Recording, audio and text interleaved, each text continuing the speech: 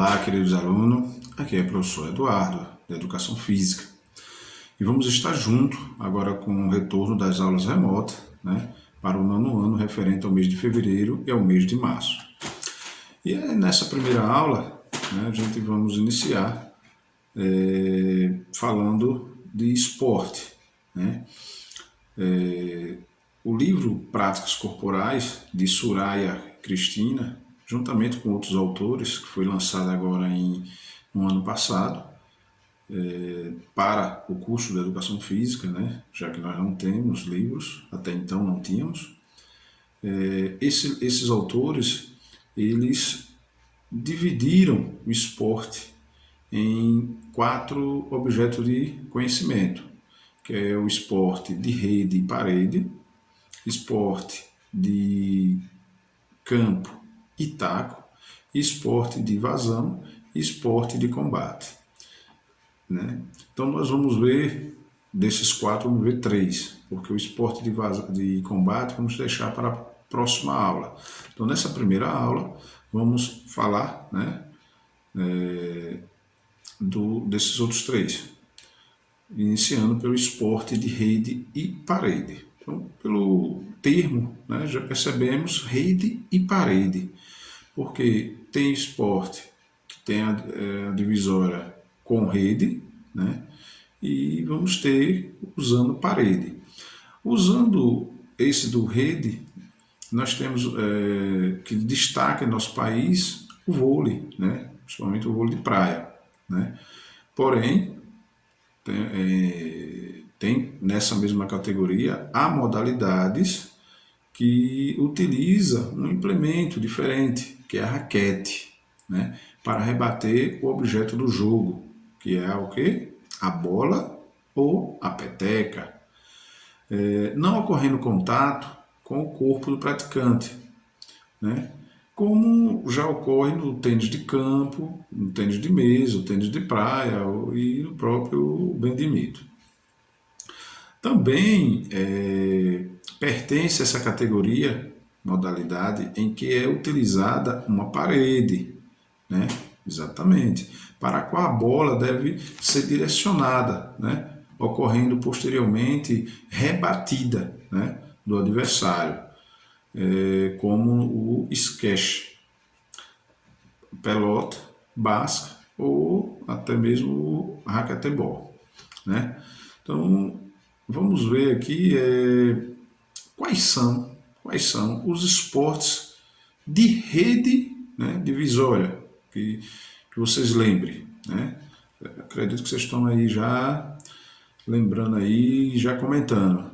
Então, como eu já falei anteriormente, quando se fala esporte de rede com divisória, vem o vôlei, né, o vôlei de praia, o tênis, né, o beach tênis, badminton, peteca, né, entre outros jogos, né, entre outras modalidades que vai se encontrar aí com divisória com rede. Já com parede, temos a pelota, a racquetball, né, o squash e entre outros também.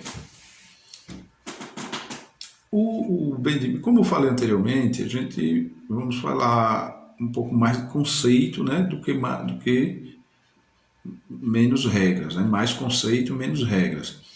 Mas vamos trazer aqui um resumo, né, de como funciona o badminton, né, é uma modalidade esportiva que os jogadores precisam usar raquetes para rebater a peteca, de modo que ela passe sobre a rede e atinja o solo adversário, né? Ou que leva o oponente a cometer um erro para que se possa pontuar, né? Os jogos eles são divididos em sets, né? Cada um deles são disputados 21 pontos, né? Então veja que alguns jogos eles têm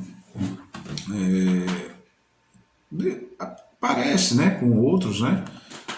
Mas vence quem ganha 2 sets primeiro. Se houver empate em 20 pontos, ganha o jogador que abrir 2 pontos, né? A gente já vê algo semelhante no vôlei, no vôlei praia, né? Mas veja que cada modalidade ele diferencia algumas regras, né? Então, no caso do badminton, né? São 3 sets também, né? Agora vai até 21 pontos. Mas se houver empate de 20 pontos, ganha o jogador que abrir 2 pontos de vantagem, né? Ou seja, empatou em 20-20. Então, para o ganhar, o tem que fazer 22-20 e assim sucessivamente. Só que chegando aos 29 pontos, empatado, nesse caso, encerra o jogo quando aquele que completar 30 pontos primeiro, né? As disputas, elas ocorrem em alguns formatos, né? Como são esses formatos, né? Então, nós temos simples feminino, simples masculino, tem o dupla feminina, dupla masculina, e tem a terceira opção, que é a dupla mista, né? Também, quais países que mais essa modalidade, né?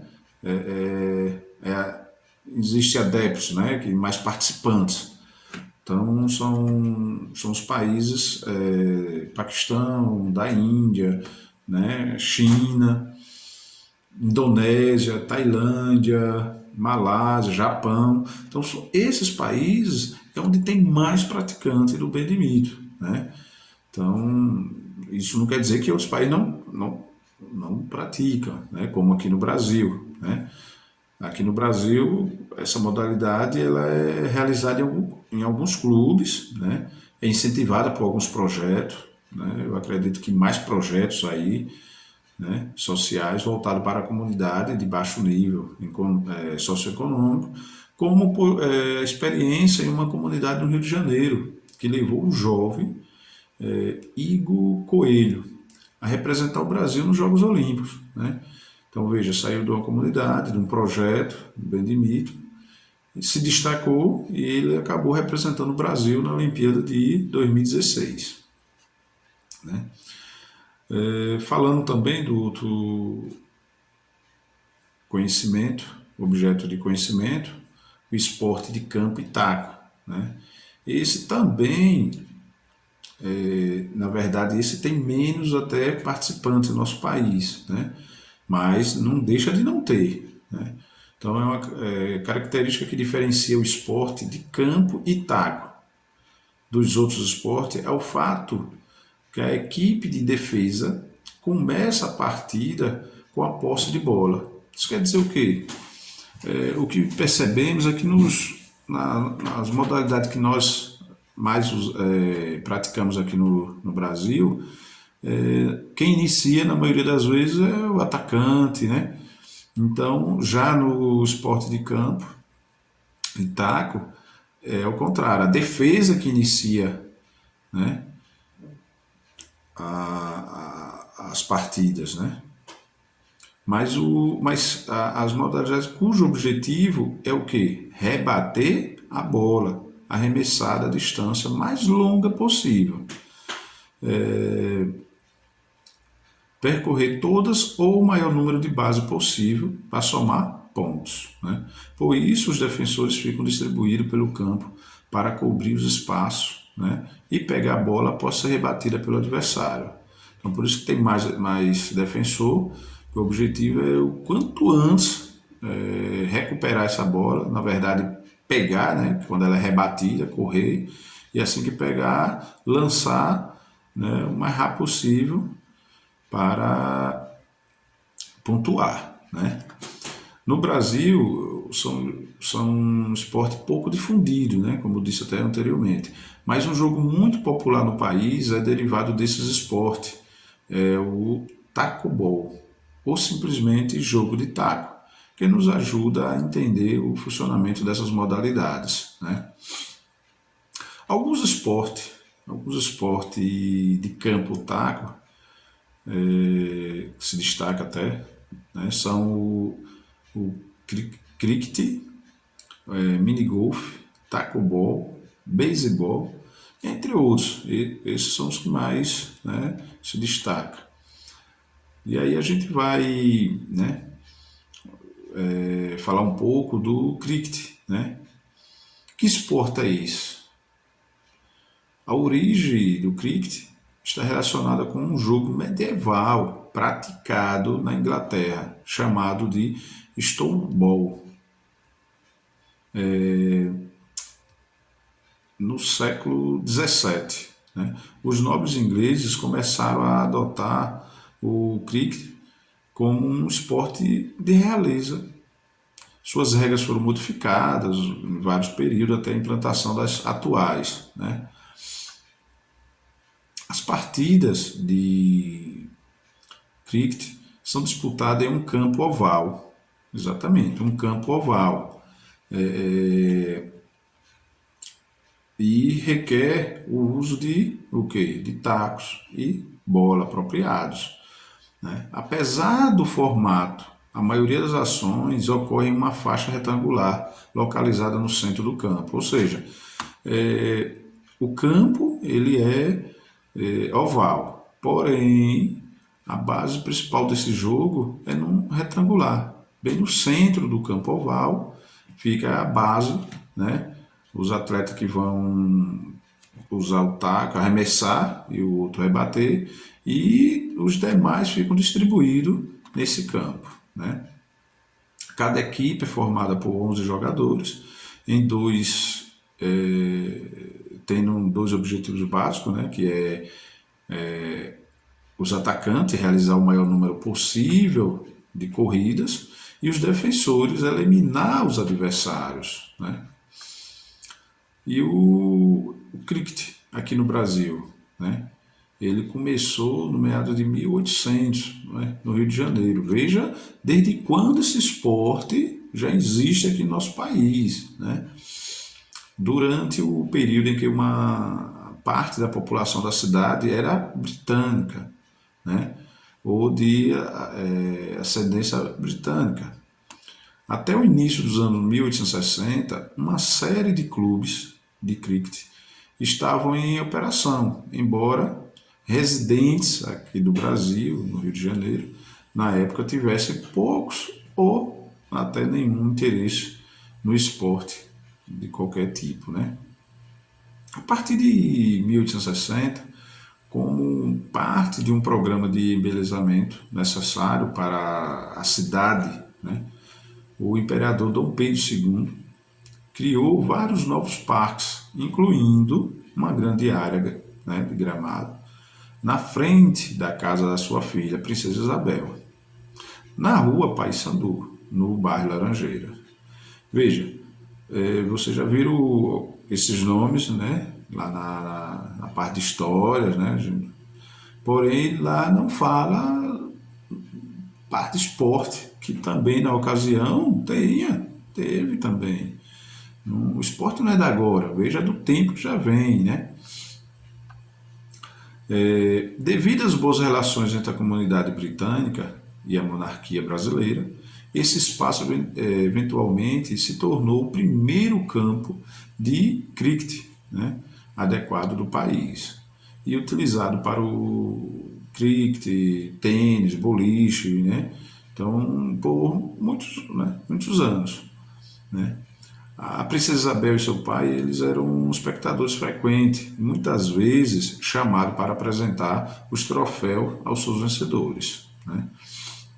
Então, assim, o cricket, ele hoje é praticado.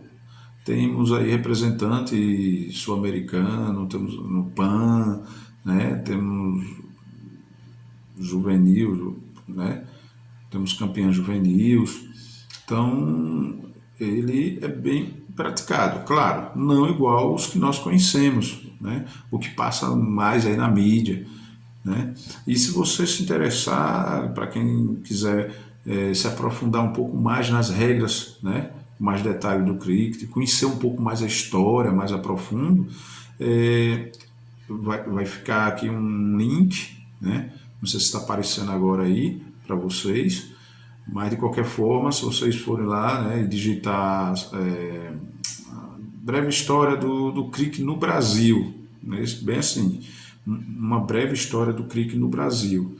Né? Se você não conseguir acessar pelo link, você digita essa frase e aí vocês vão ter lá uns vídeos, né? Inclusive de uma ex-jogadora que foi campeã juvenil, né? Explicando com mais detalhes as regras, né? Do cricket, viu? Agora a gente vai falar do outro, né, objeto de conhecimento, que é o esporte de invasão. Ó, qual é o nome? Esporte de invasão. Invasão já está, né? Ou seja, invadir o espaço do adversário. Mas vamos lá. Reflito sobre a semelhança das modalidades esportivas, cujo objetivo é o quê? Invadir a área do jogo. Pode ser um campo, uma quadra, piscina, né? Da equipe adversária para finalizar a jogada em um alvo, né? Que pode ser uma cesta ou baliza, né? Também chamada de trave, goleira ou gol, né? Ou cruzar a linha de fundo da equipe adversária com a posse da bola ou um implemento similar, um disco, né, por exemplo. Né? Então é importante também destacar que essas modalidades elas possuem uma estrutura bem parecida, né? Marcada pelo jogo coletivo e pela necessidade de, ao mesmo tempo que se ataca o alvo, defende o outro. Né? Você vai invadir para atacar o alvo, mas tem que defender também o seu lado, o seu campo. Né? A essa estrutura comum dá-se o nome de lógica interna. Né? Os esportes que se enquadram nessa categoria, quais são, será? São aqueles que têm como quê? Prioridade, o objetivo, a tomada de território, né? Setor da quadra, o campo, né? Defendido por um ou mais adversários. Né? A finalidade é exatamente o quê? Pontuar, seja marcando um gol, cesta, ou ultrapassando a linha, né? Porém sem esquecer de proteger seu campo dos adversários. Porque do jeito que você vai invadir o lado adversário, eles também vêm invadir o seu lado, né?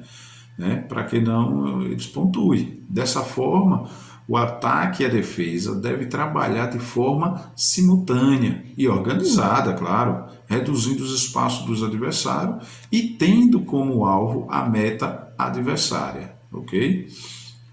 Então, como a gente comentou aí, já dá para perceber o quê? Que dentro desse esporte de invasão, né, quais são esses esportes que nós conhecemos, que vocês já praticaram, que alguns praticam, né? Quais são? Estão lembrados? Vamos citar aí. Pode citar, não tem vergonha de falar em alto não. Cita aí, ó, o handebol é um deles. Veja, invadir. Você tem que sair do seu espaço para fazer o gol do outro lado. Então, por isso que é o esporte de invasão. O basquete, veja, tem as duas equipes, né, cada um do seu lado, mas para você fazer sua cesta, você tem que invadir o lado do adversário até fazer a cesta. Né? O futebol americano, que também é praticado aqui no Brasil e muito, tem times aqui, né? Mas o futebol americano, né? Vocês vejam que eles têm uma linha para ultrapassar, né, com a bola, né? Mas o futsal, o futebol de campo, veja que todos esses eles são esporte de invasão. Por quê? Porque você tem que invadir o lado do adversário para pontuar, para fazer a cesta, para fazer o gol, né? Então, para você ter a vitória, você tem que invadir. Por isso que se classifica como um esporte de invasão, ok? E um deles que foi citado, a gente vai comentar aqui também mais conceito, né? Que é o handebol. Só para vocês terem, né, ideia aí como é que, né, para organizar uma prática do handebol, as aulas é necessário o quê? O conhecimento de um conjunto de regras, né? E ações técnico e táticas, claro, né? Que confira uma dinâmica do jogo sem desconfigurá-lo. Viu? Ao mesmo tempo, sem o risco de deixá-lo demasiadamente fragmentado por pausas em razão de infrações cometidas. Né? Então, vejam aí que um resumo necessário de conhecimento para você praticar o handebol. Né? Então, são os jogadores que estão com a posse de bola, ele pode se deslocar, segurando por até 3 passos. Né? Quando o jogador recebe a bola, ele pode dar até 3 passadas e acrescentar outras 3 ao driblar. Então, se não driblar, o máximo é 3, mas ele driblando, ele consegue dar mais 3. Nesse caso, o drible é diferente, né, do futsal, do futebol. No caso aí é quicando a bola. Quando você quica a bola, é o que chama, né, drible. Você vai clicando no chão e aí você consegue, né, além daqueles 3 passos inicial, consegue dar mais 3. Né? Ou seja, eles podem realizar 6 passos, né, com ela, desde que deem o menos uma batida a bola no chão. Né? Após os primeiros 3 passos. Com essa vantagem conferida pela regra, os jogadores eles conseguem o quê? Se deslocar de modo mais seguro, né, pela quadra, andando com a bola, realizando o quê? Passes, armação, né, com jogadores ofensivos. Né? Também, não sei se já chegou aí para vocês, mas deve estar tendo aí um link, né, para vocês poderem ter acesso a mais detalhes, né, das regras do handebol. Né? Nesse link aí, repetindo, se você também não conseguir acessar pelo link, né, mas você pode digitar vídeo lá pelo Esporte Interativo para os Jogos Olímpicos do Rio de Janeiro, né? E aí vai vir, porque lá você vai ter vários vídeos, né, trazendo resumidas regras, com ações do handebol, com algumas curiosidades, informações históricas, né, da modalidade, né, do handebol. Né? Mas de qualquer forma vai ter o link, viu? Outro aspecto importante para o bom andamento, né, das partidas é o reconhecimento dos subpapéis, né, que cada jogador deve desempenhar nas situações em que está atacando ou defendendo. Né? Então, cada um tem seu papel na hora de atacar, na hora de defender, cada um tem que seguir à risca essas funções. Né? Do ponto de vista ofensivo, eles podem ser divididos em 2 perfis. Né? Atacante com posse de bola e atacante sem a posse de bola. Né? Porque no caso do handebol é fundamental o atacante sem a posse de bola, que envolve o defensor, né, do adversário. Né? Na fase defensiva, esses subpapéis eles também são 2. Né? O defensor do atacante com a posse de bola e o defensor do atacante sem posse de bola. Né? Então, o defensor, quando ele está defendendo, tem que estar atento, claro, a quem está com a bola e principalmente os que não estão, porque ele está se movimentando, buscando, né, o melhor posicionamento para atacar. Então tem que estar atento a isso aí. A fim de cumprir com os princípios operacionais ofensivos, né, conservação da bola, progressão em direção à meta adversária e finalização no alvo, os defensivos, recuperação da bola, impedimento da progressão adversária e proteção da meta. Né? Então, os princípios operacionais do handebol, eles se resumem exatamente em quê? Conservação da bola, progressão e direção à meta adversária, né? Para você ter essa finalização no alvo. Já os defensivos, né, é a recuperação da bola, o impedimento da progressão adversária, né, a proteção da meta, Então, os jogadores são orientados sobre algumas intenções táticas básicas que deve pautar seus subpapéis, né, no decorrer de uma partida, para poder executar e conseguir, né, colocar em prática tudo aquilo que foi treinado, né. De qualquer forma, a gente está trazendo aqui os conceitos básicos, né, mais regras, né, mais detalhadas, os tipos de regras. Isso a gente vai ver numa outra oportunidade. Vocês também, como já tem um link aí, vocês podem pesquisar, né? Mas então nesse momento a gente está trazendo o conceito do conhecimento, né, conhecimento dessas três modalidades: esporte de rede e parede, taco e campo, invasão e o de combate, né? Então essa primeira aula termina por aqui. Agradeço a atenção de todos vocês, não, e lembrando, né, que vai ficar aqui abaixo um link para vocês terem acesso a uns questionamentos e poder responder e enviar para os professores, viu? Né, vamos aguardar aqui, né, aparecer, eu acredito que já apareceu aí para vocês, viu? Então, muito obrigado e até a próxima aula. Um abraço.